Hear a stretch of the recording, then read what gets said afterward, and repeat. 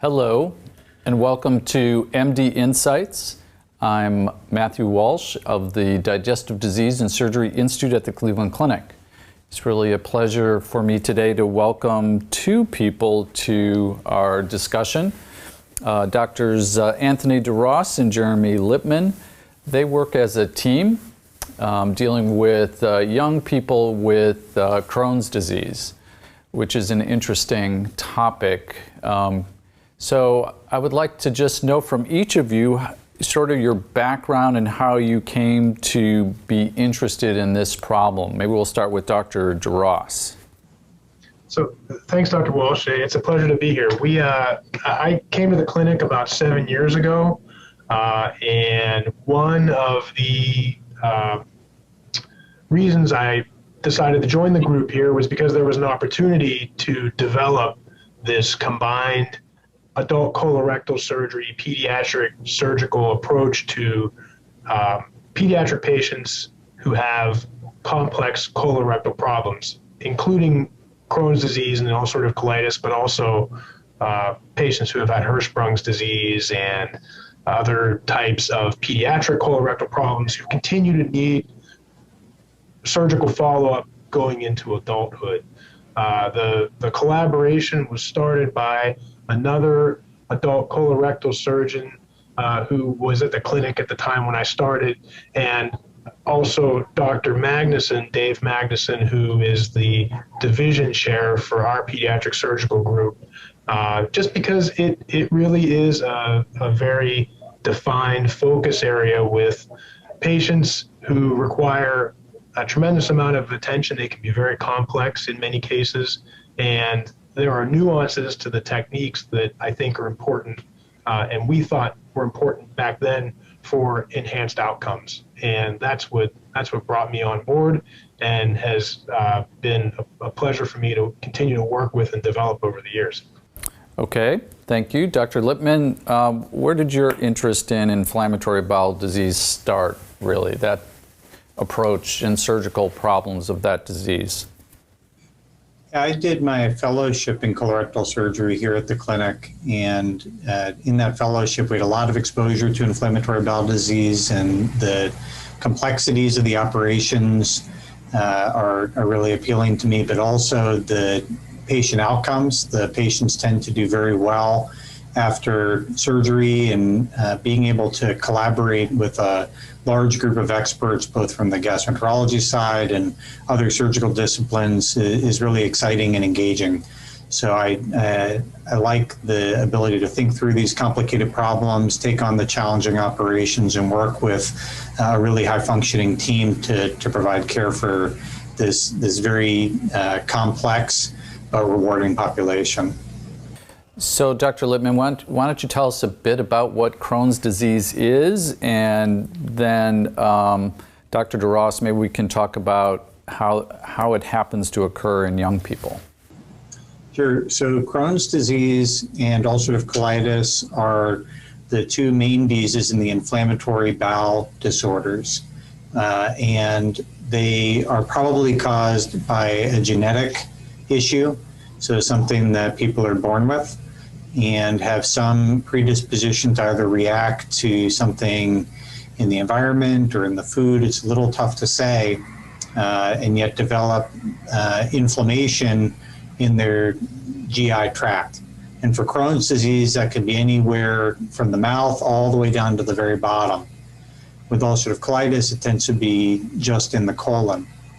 These diseases can be really disabling. And fortunately, the medical treatments for those have been improving and improving over the years, so that most people get better without needing an operation.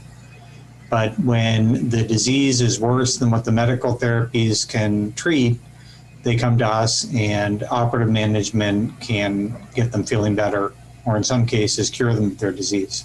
Dr. DeRoss, how often does this happen in children, and how young can children be who may manifest symptoms of this problem?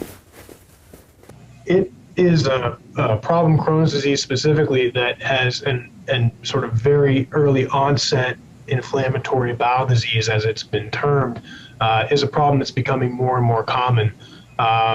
Most of the the majority of the patients we see are usually in their around their teenage years when they've been diagnosed, and the majority of those patients have been managed by gastroenterology for some time, and then as Dr. Lipman alluded to, the medical therapies have come along tremendously in the past few years, but those patients end up needing some surgical intervention eventually, and that's when we see them. But there are patients who, even in the infant period, can be diagnosed with Crohn's disease or inflammatory bowel disease. It can sometimes be difficult to differentiate between Crohn's disease and ulcerative colitis in that very young population.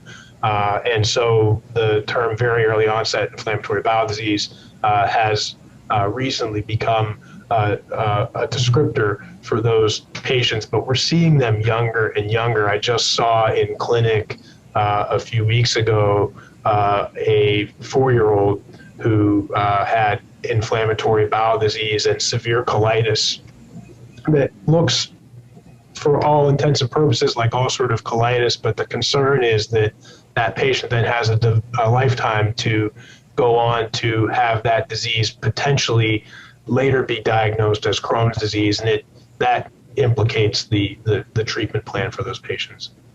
And I'm sure it's probably very concerning for parents. What types of symptoms do you think parents should be thoughtful about if their children demonstrate these symptoms? What sort of would be the classic symptoms, would you say? So that's a great question, and so many times parents ask us that question: is how could this have been diagnosed sooner? And in hindsight, there are a lot of signs. Typically, patients will have abdominal pain. Oftentimes, they can have bloody diarrhea, crampy abdominal pain. They can develop anemia if there's bleeding.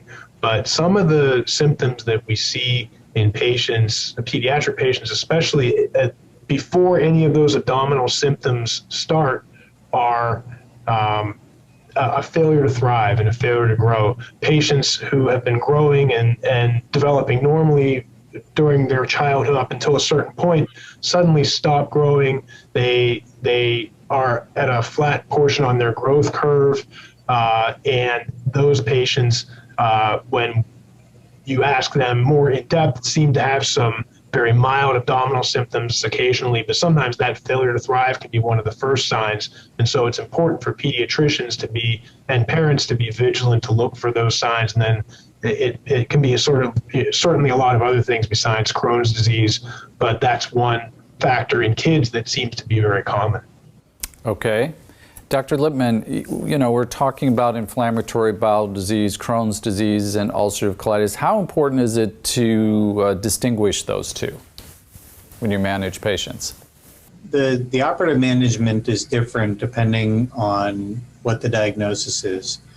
Where it gets confusing is patients with Crohn's disease can have Crohn's that is only in the colon and can look very much like ulcerative colitis. We're fortunate in that the primary operation usually for those patients is the same. So when it's not clear from imaging studies and endoscopies and other tests that have been done, and we see a patient who has bad colitis and we just can't be sure, the first step of the operation is removing that diseased portion of the colon, and it then allows the pathologist to look at it under the microscope, and with about 85% accuracy can tell us which one it is. Patients who have ulcerative colitis can be cured after their operative management and often can have their bowels put back together so they don't have to have a permanent ostomy. Patients with Crohn's disease, it's more complicated and will be more aggressive pursuing escalation of medical therapy to try to avoid having to maintain an ostomy permanently. Okay, thank you. So you two are both surgeons. You happen to work together, which is great. The collaboration, I think, is fantastic between the pediatric and the adult world. So you have a combined clinic. What do you feel that you're able to offer as in combination that you wouldn't be able to perhaps if a patient went to some other hospital? Dr. DeRoss, I'll let you start there. You look the most, your eyebrows are the highest right now, so. Well, it's just funny because what we tell patients when they come to see us, when we introduce ourselves, is that, Dr. Lipman is an adult colorectal surgeon. All he does is surgery for the colon and rectum, and that I'm a general pediatric surgeon, and that all I do is care for children with surgical problems, and that we feel our combined areas of expertise offer patients and families a unique advantage in terms of their disease and surgical management, both in the office, medically, and going forward into the operating room and then beyond. We do our surgeries. We see patients together in the office. We talk to them together in the same room. We then do the surgeries together, and we follow them together afterwards. And as these patients, many of them, as I said, are teenagers who are transitioning into adulthood in terms of their follow-up and care, they already have that direct input with Dr. Lipman as they continue on into adulthood for management of their Crohn's disease or ulcerative colitis or the other colorectal problems that we see in these patients. So we provide them that combined expertise as well as that first step towards transition as they grow and become adults.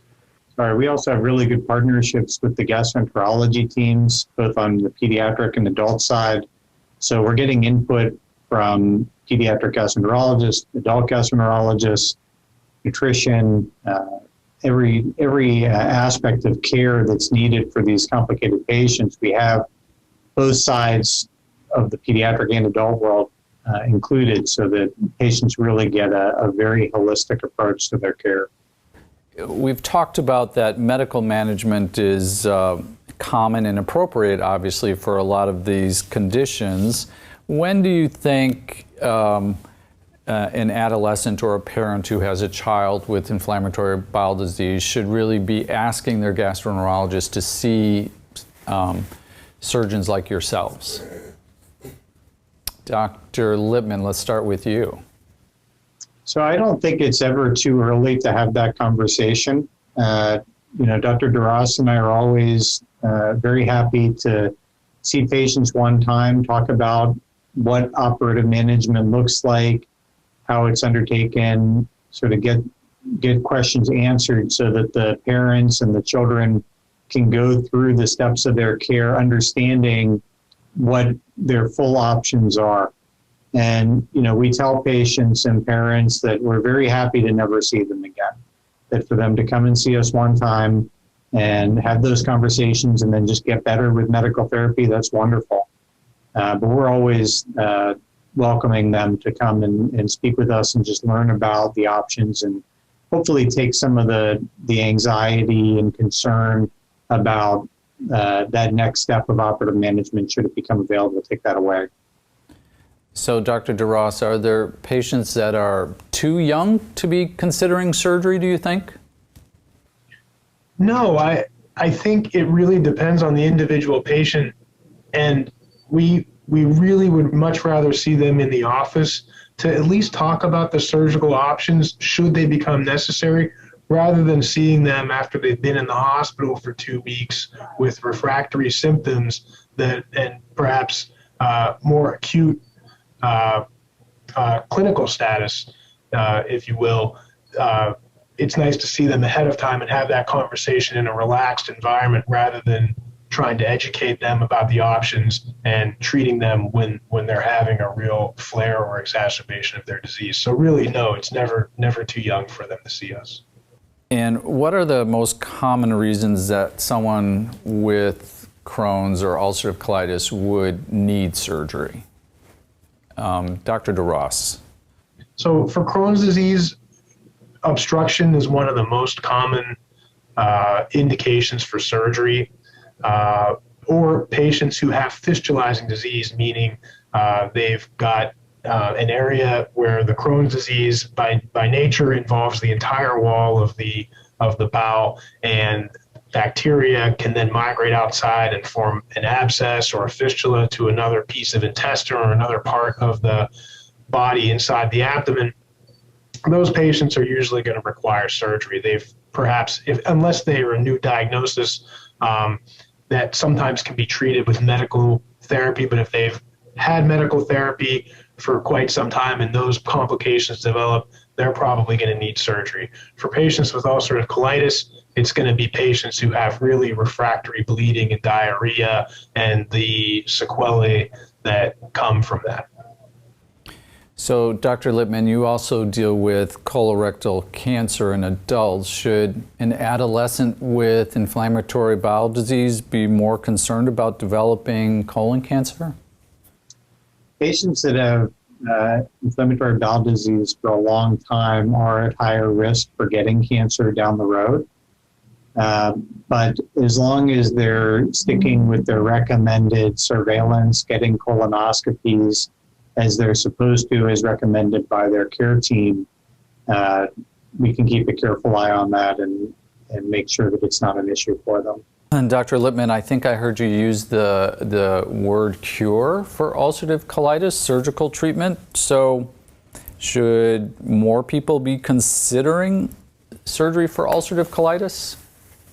You know, the advantage of surgery for ulcerative colitis is that many of the patients are able to come off of medical therapy and don't have to worry about that anymore. But certainly the operation is a big operation, and it does have changes to the lifestyle that are going to be permanent. So patients are usually going to be better served if they can be treated medically and get their disease under control medically.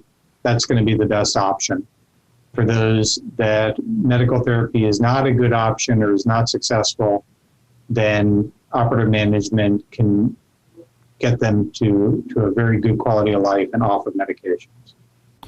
So what do each of you think are some of the more recent or future advances in surgery for these problems? Dr. DeRoss, we'll let you start with that one. I think something that has been going on for quite some time now, but still there are patients who are out there who have big incisions from operations for Crohn's disease. Crohn's disease by nature is a disease that can affect any part of the GI tract, and it can come back.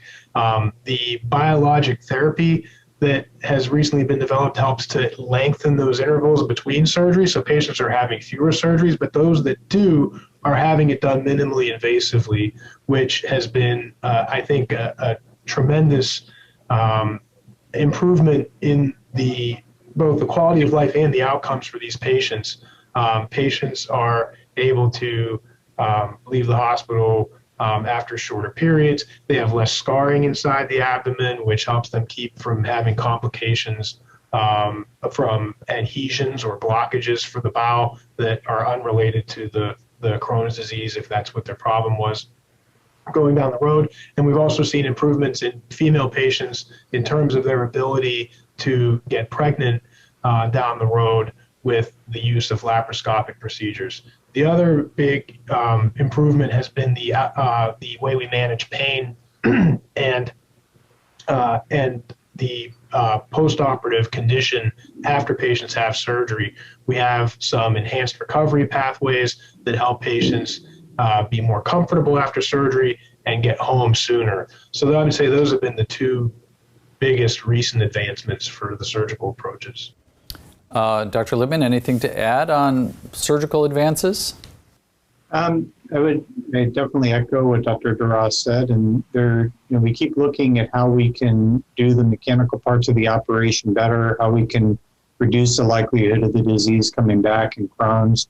And there have been some newer techniques in how we join the bowels back together, how we do the anastomoses that may help to reduce the inflammation and reduce the disease from coming back, make it easier for them to have colonoscopies and whatnot down the road.